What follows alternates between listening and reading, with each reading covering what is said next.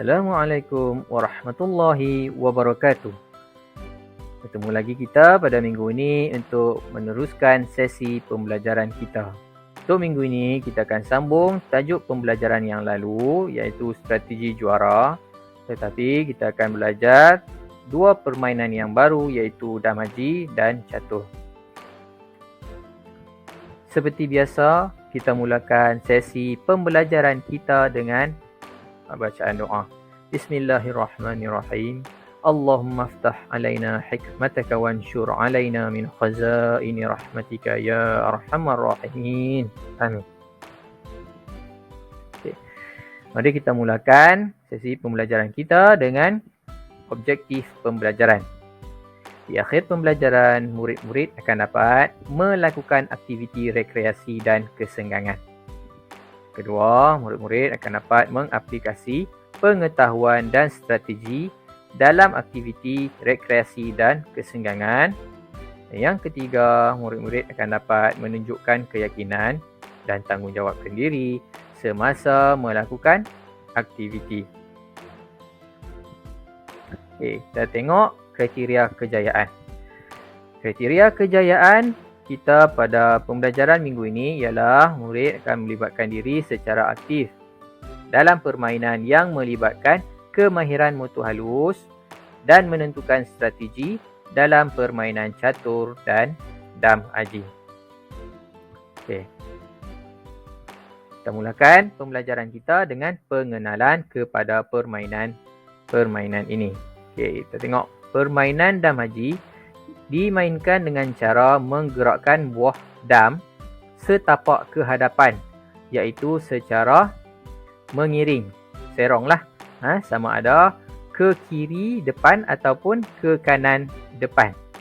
Okey. Pemain tidak dibenarkan menggerakkan buah miliknya ke belakang. Okey, untuk permainan dam ni, buah dam tu dia akan bergerak secara serong. Sama ada ke kiri ataupun ke kanan sahaja. Setapak ke hadapan. Okey. Dan tak boleh bergerak ke belakang. Okey. Hanya status buah aji sahaja boleh menggerakkan buahnya ke arah belakang. Ni maksudnya buah dam yang dah naik aji saja yang boleh bergerak ke belakang. Jelas? Tiada tempoh masa dihadkan untuk permainan damaji ni. Okay, pemain yang menghabiskan buah dam lawan dikira sebagai pemenang. Maksudnya bila lawan damaji ni, siapa yang makan buah dam lawan sampai habis, dialah menang permainan damaji ni. Okey, kita tengok permainan catur pula. Permainan catur dimainkan dengan menggerakkan buah catur ke hadapan mengikut jenis buah. Okey, pemain boleh dibenarkan menggerakkan buah miliknya ke belakang tetapi mengikut jenis buah tertentu sahaja. Okey, maksudnya untuk permainan catur dia ada masa permulaan kita ada dua baris. Buah catur tu kita susun ada dua baris. So barisan yang pertama yang di hadapan tu, barisan tu sahaja yang boleh, yang buah dia hanya bergerak ke depan, tak boleh bergerak ke belakang. Tetapi untuk buah catur yang berada di barisan yang di belakang, buah-buah tu dia boleh bergerak ke depan dan ke belakang. Okey, tu. Okey.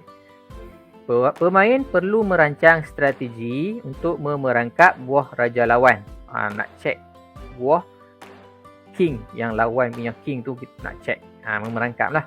Okey. Tiada tempoh masa dihadkan untuk permainan ni. Sama macam dam, tak ada tempoh had masa. Okey. Dan pemain yang dapat memerangkap buah raja lawan terlebih dahulu dikira sebagai pemenang. Siapa yang boleh checkmate king lawan, dia dikira menang.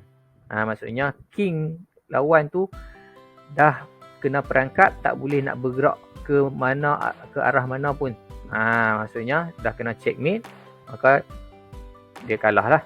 Baru orang yang buat checkmate tu menang. Jelas semua? Baik, jom kita tengok cara permainan damaji. Okey. Tengok slide pada tengok slide cikgu. Okey.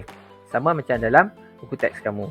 Susunan awal permainan buah dam adalah seperti dalam gambar ni. Okey, untuk dam haji kita susun buah selang-seli ke dalam petak hitam sahaja. Okey, sebanyak 3 baris. Nampak? Okey, kemudian pergerakan bagi setiap buah. Okey. Yang macam cikgu cakap tadi, setapak ke hadapan. Dia boleh bergerak setapak ke hadapan sahaja. Tapi secara mengiringlah menggunakan petak hitam juga. Maksudnya bergerak guna petak hitam sahaja. Okey.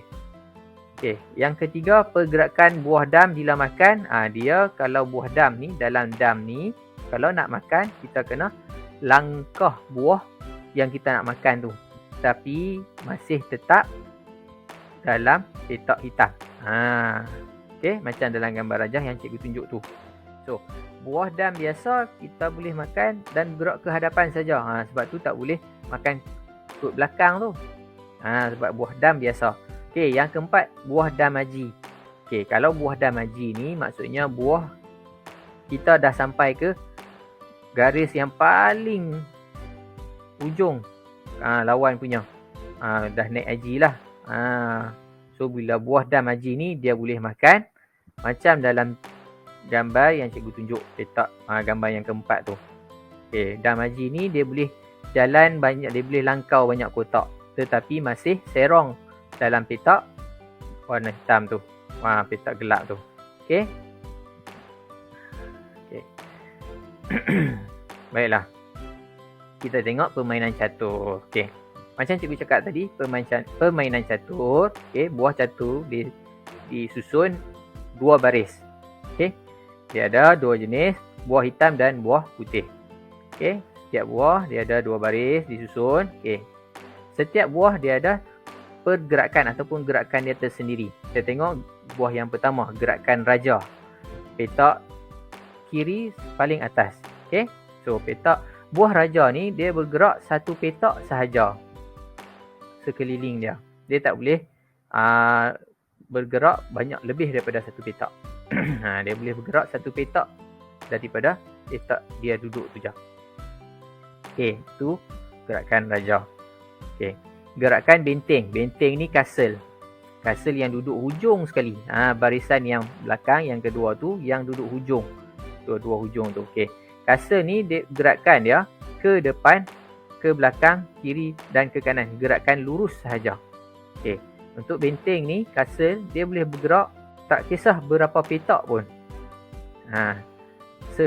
Selagi dalam gerakan baris yang lurus. Okey, macam raja tadi dia boleh bergerak satu petak saja. Tapi kalau castle ni dia boleh bergerak sampai ke hujung. Sampai pada buah yang dia nak makan tu. Okey. Okey. Gerakan gajah. Gajah ni bishop ataupun bishop. Okey, bishop ni dia bergerak sama macam benteng tadi, cuma dia bergerak secara serong. Dia bergerak secara serong macam dalam gambar tu lah. Okey, sama juga macam benteng tadi, macam castle tadi, dia boleh bergerak banyak petak. Sampai kepada buah yang kita nak makan tu, kita boleh gerakkan dia. Okey. Kemudian kita tengok gerakan menteri. Menteri ataupun queen. Patutnya nama permaisuri lah kan. Sebab queen tak apa. Nama menteri. Okey. Menteri ni dia yang paling berkuasa. Sebab dia boleh bergerak macam benteng, castle campur dengan gajah bishop. Semua arah dia boleh gerak dan tak terhad pada beberapa petak pun. Tu menteri tu. Okey. Sebab tu menteri ni ada bagi setengah orang yang main catur sangat berharga sebab dia boleh bergerak ke semua arah.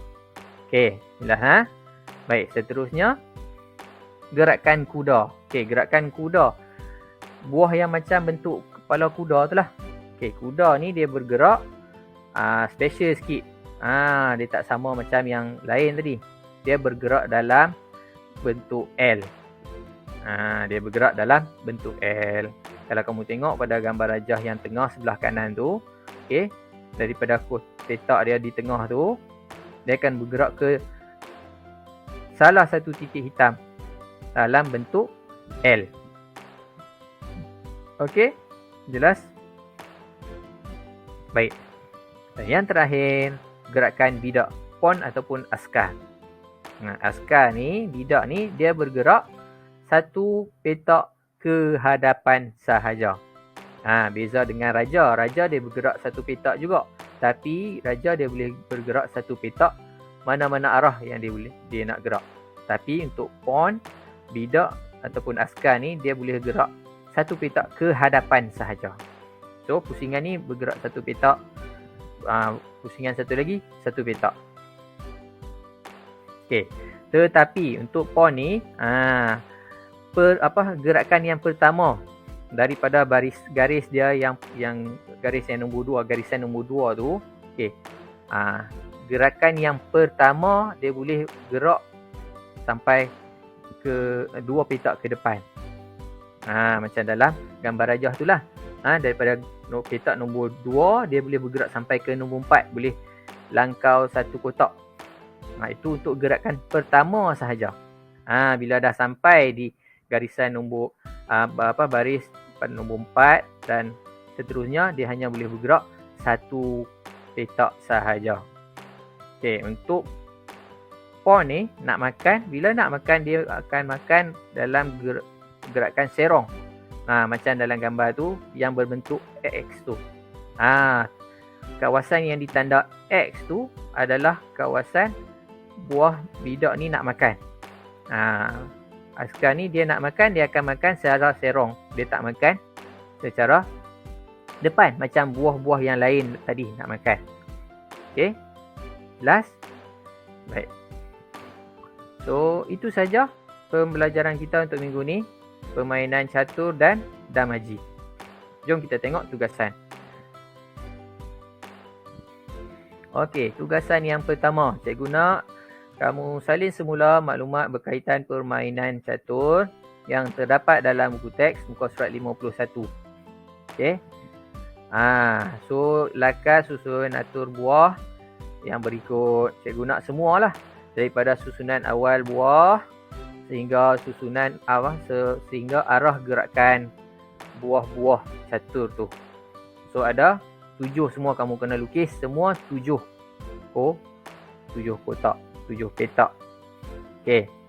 Cikgu kalau saya nak lekat boleh tak? Okey, kalau nak lekat boleh. Tapi cikgu benarkan kamu lekat hanya petak petak catur tu yang hitam putih tu sahaja. Untuk buah-buah tu kamu kena lukis. Maksudnya kamu boleh cari gambar kotak permainan catur tu, kamu lekat. Lepas tu kamu lukislah buah-buah dia. Lepas tu kamu lukis arah gerakan dia. Macam tu boleh. Okey. Buat dalam buku tulis PJ. Okey. Macam biasa. Dan ambil gambar. Hantarkan gambar tugasan yang dah siap. Okey. Dengan menggunakan link yang cikgu sediakan. Okey. Link tugasan ni cikgu akan hantar sama-sama dengan arahan dalam WhatsApp dan Telegram grup kelas kamu. Okey, kalau ada apa-apa masalah, kamu boleh PM cikgu, okey? Okey, tugasan yang kedua. Cikgu nak kamu buat latihan pengukuhan iaitu latihan uji minda. Okey, dalam buku teks muka surat 52. Macam gambar rajah yang cikgu letak dalam slide ni lah. Okey, untuk soalan latihan ni ada gambar kan? So, semua gambar tu kamu boleh lekat. Kalau kamu tak nak lukis, kamu boleh lekat. Tapi kalau nak lekat, kamu photostat, kamu potong gambar tu, kamu lekat gambar. Ambil gambar saja lekat. Okey, cikgu tak nak kamu photostat satu muka surat.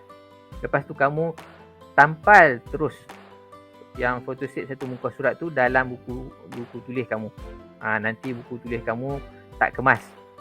So kamu potong, ambil gambar dia sahaja, kamu lekat. Jelas semua? Baik. Buat latihan ni pun buat dalam buku tulis PJ, okey?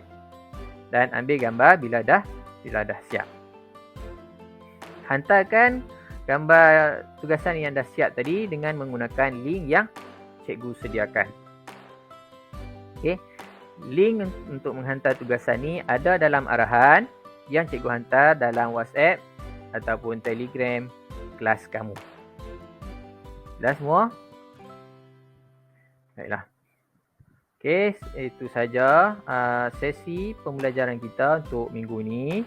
Sebelum cikgu mengakhiri video pengajaran cikgu ni, cikgu nak mohon kerjasama daripada semua untuk mengikuti kelas pembelajaran kita dengan mengisi kehadiran. Okey, isi kehadiran, gunakan link kehadiran yang cikgu letak dalam arahan. Okey, dan hantar tugasan yang cikgu berikan. Okey, sebelum tu jangan lupa like, share dan subscribe video cikgu ni. Sekian, terima kasih. Kita jumpa lagi pada minggu hadapan. Assalamualaikum.